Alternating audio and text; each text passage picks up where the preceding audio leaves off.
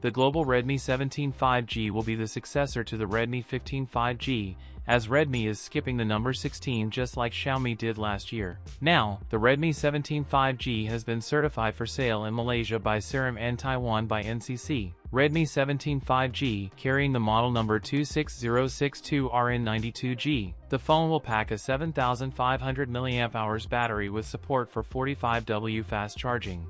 Coming back to the NCC listing, the Redmi 17 5G will be equipped with connectivity features such as 5G, 4G LTE, VoLTE, dual-band Wi-Fi, Bluetooth, NFC, and a USB Type-C port. The certification further points to an IP64 rated design for protection against dust and water. While Redmi is yet to announce an official launch date, these certifications suggest that the Redmi 17 5G could make its global debut in the near future. Redmi has already confirmed that the Chinese Note 17 family is coming in July. That's it for today's video. If you enjoyed it, don't forget to like, comment, and subscribe for more content. Thanks for watching, and I'll see you in the next one.